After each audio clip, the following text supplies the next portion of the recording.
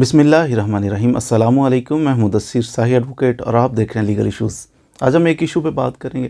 Question किसी ने किया था कि गवर्नर पंजाब ने एक ऑर्डिनेंस जारी कर दिया जो कि हमें इफ़ेक्ट कर रहा है हमारी सर्विस को, जो गवर्नमेंट मुलाजमीन है उनकी सर्विस को इफ़ेक्ट कर रहा है। किस तरह से कर रहा है कि जब कोई बंदा रिटायर होना चाह रहा है अपनी सर्विस से, इसके लिए पुराने रूल्स जो थे, जो रेगुलेशन से कानून था, वो तो ये था कि सरकारी मुलाजम है तो अब वो रिटायर होना चाह रहा है। दो चीज़ें इसमें, दो पॉइंट्स इसमें रखे हुए थे कि इनकी बेसिस के ऊपर बंदा जो है वो सर्व करके गवर्नमेंट को रिटायर हो सकता है। वो दो पॉइंट कौन से थे? सबसे पहले कि अगर वो 25 साल उसने सर्व कर लिया किसी डिपार्टमेंट के अंदर, तो 25 साल सर्व करने के बाद वो बंदा रिटायर हो सकता था। उसको जो पेंशन और दीगर जो रिटायरमेंट के बेनिफिट्स हैं वो मिलेंगे।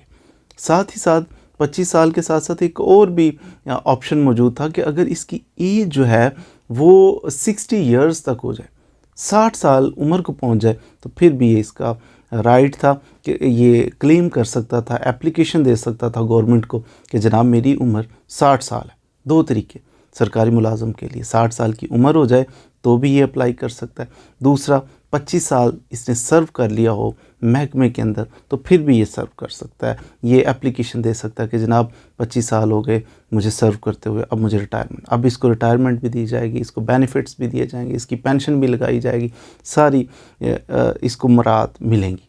अब इशू क्या था? क्वेश्चन ये था कि अब गवर्नर पंजाब ने जो एक ऑर्डिनेंस जारी कर दिया, ऑर्डिनेंस इफ़ेक्ट कर रहा है इनके राइट्स को। ये जो मैं अर्ज़ कर रहा था कि चलता आ रहा है कानून, वो तो था the Punjab civil servants act 1974, इसका सेक्शन 12 ये एक्सप्लेन कर रहा था कि कितनी एज हो जाए या कितना इस बंदे ने डिपार्टमेंट के अंदर सर्व कर लिया हो तो फिर इसको कैसे डील करना। अब सेक्शन 12 जो था the Punjab civil servants act 1974 का, उसमें छेड़छाड़ थोड़ी सी कर दी गई। गवर्नर पंजाब जो है मौजूदा, उन्होंने इसके अंदर थोड़ी सी अमेंडमेंट कर दी। अमेंडमेंट ये की कि देखिए, अगर कोई बंदा सरकारी मुलाजम है और वो चाह रहा है कि उसको रिटायरमेंट मिले, उसको पेंशन मिले और बेनिफिट्स मिले, इसमें दोनों चीज़ें देखी जाएंगी। ऐसा नहीं है कि ये ऑप्शनल है कि आप 25 साल आपने सर्व किया हो तो एक ऑप्शन आपके पास ही है, दूसरा 60 इयर्स की आपकी एज हो जाए,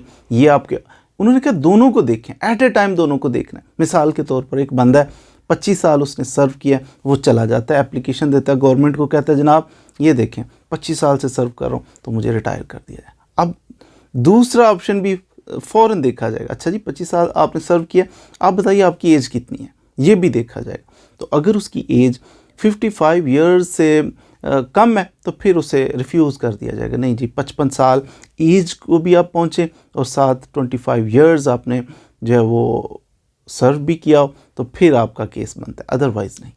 तो ये एक दूसरी तरफ अगर कोई बंदा पहुँच गया, उस कहता है ये देखें जनाब मेरी एज हो गई है, आपकी 55 इयर्स एज हो, फिर देखा जाएगा सर्व कितना किया, तो महकमे में जितना आपने सर्व किया वो भी देखना है। दोनों चीज़ों को, 25 साल एज भी और 55 इयर्स की आपकी एज जो है वो वैसे हो चुकी है और 25 इयर्स आपने सर्व किया, इन दोनों चीज़ों को देख के तो फिर हम आपको रिटायर करेंगे। अब ये थोड़ा सा इसका इफ़ेक्ट कैसा, प्रोस्पेक्टिव इफ़ेक्ट होगा या रेट्रोस्पेक्टिव इसका इफ़ेक्ट होगा, ये मैंने पहले भी ग़ालिबन किसी वीडियो में एक्सप्लेन किया था। प्रोस्पेक्टिव इफ़ेक्ट होता है जिस दिन कानून आए उस दिन से लेके आगे को चलना है। आज से, आज कानून बना है, आज के बाद अगर कुछ होगा तो फिर ये कानून लागू होगा उस पर, जब कानून बनने के बाद।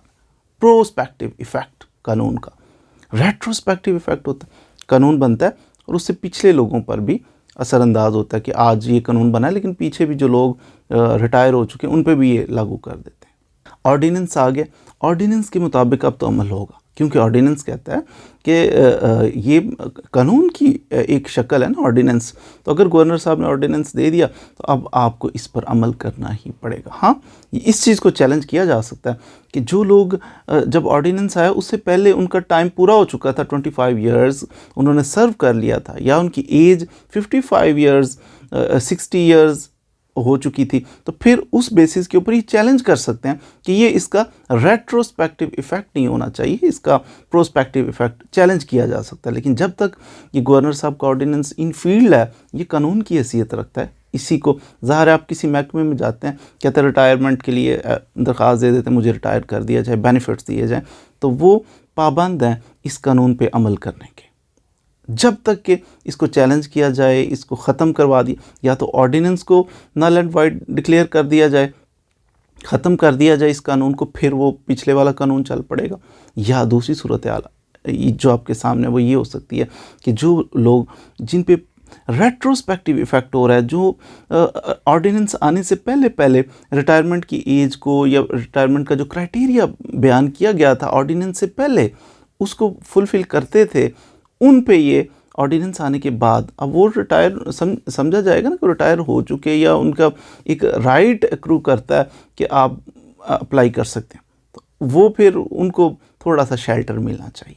अब ये अगर कोई किसी को सपोज़ ऐसा प्रॉब्लम है कि मैं जनाब उस एज को पहुंच चुका था, तो पुराने कानून के मुताबिक मुझे तो रिटायरमेंट मिलनी चाहिए, मुझे बेनिफिट्स मिलने चाहिए, तो उसको चाहिए कोई चैलेंज करे, कोई रिट पिटीशन फाइल करे हाई कोर्ट के अंदर, तो फिर पॉसिबिलिटी है कि आप पे वो पीछे जा जो रेट्रोस्पेक्टिव इफ़ेक्ट होना था इस कानून का वो नहीं होगा।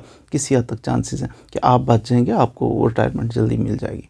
एनी हो, उम्मीद है कि आपने इसके बारे में ऑर्डिनेंस की थोड़ी सी डिस्कशन जो आपने की उसके बारे में कुछ ना कुछ मालूमात हासिल कर ली होंगी। मज़ीद वीडियोज़ के लिए हमारे साथ रहिए। अगर चैनल अच्छा लगे तो इसको सब्सक्राइब भी कर लीजिएगा, और वीडियोज़ अच्छी लगें तो इनको शेयर भी किया करें। मज़ीद वीडियोज़ के लिए हमारे साथ रहिए। Thank you very much.